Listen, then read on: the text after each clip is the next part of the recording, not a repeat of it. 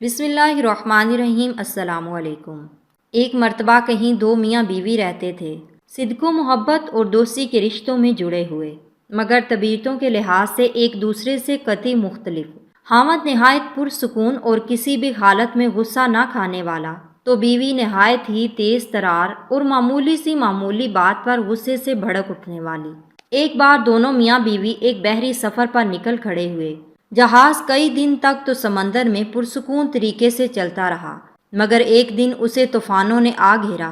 ہوائیں مخالف ہو گئیں اور موجوں کے تلاطم نے سب کچھ الٹ پلٹ کر رکھ دیا۔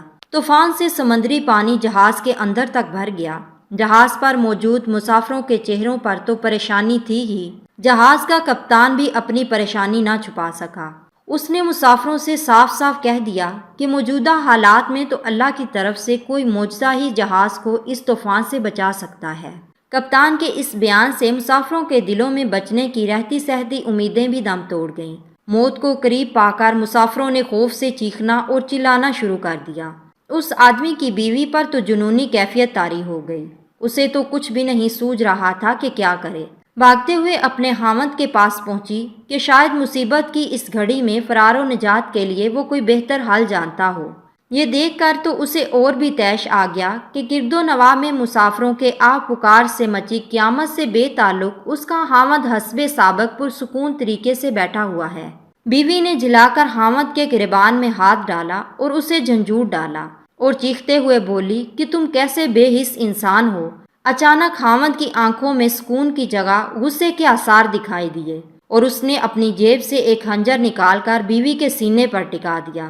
سپاٹ چہرے اور خشک لہجے میں اس سے پوچھا، اب بتا اس خنجر سے ڈر لگ رہا ہے کیا؟ بیوی نے خاوند کے چہرے پر آئی ہوئی ہونہاری کو نظر انداز کرتے ہوئے کہا، نہیں۔ خاوند نے پوچھا، کیوں؟ بیوی نے جواب دیا، کیونکہ یہ خنجر ایسے ہاتھوں میں ہے جو اس سے پیار کرتا ہے اور اسے ان ہاتھوں پر مکمل بھروسہ بھی ہے۔ خاوند نے مسکراتے ہوئے کہا، بالکل اسی طرح ہی تو میری مثال ہے۔ یہ ہونہار اور پرہیبت موجیں اس ہستی کے ہاتھوں میں ہیں جو مجھ سے پیار کرتا ہے اور مجھے اس ذات پاک پر پورا بھروسہ بھی ہے۔ پھر ڈرنا کس بات کا؟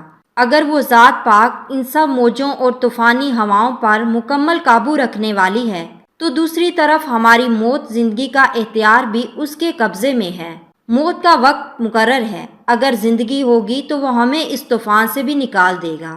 اگر آپ بھی زندگی کی موجوں سے لڑتے لڑتے تھک گئے ہیں اور حالات آندھیوں کی مانند تمہیں مخالف سمتوں میں دھکیل دیتے ہیں تو مت ڈریے کہ اللہ سبحانہ تعالیٰ آپ سے پیار کرتا ہے۔ وہی تو ہے جسے ہر طوفان اور ہر آندھی پر مکمل قدرت ہے۔ وہ ہمیں اس سے بھی زیادہ جانتا ہے جتنا ہم بھی خود کو نہیں جانتے۔ وہ ہمارے سارے رازوں سے واقف ہے۔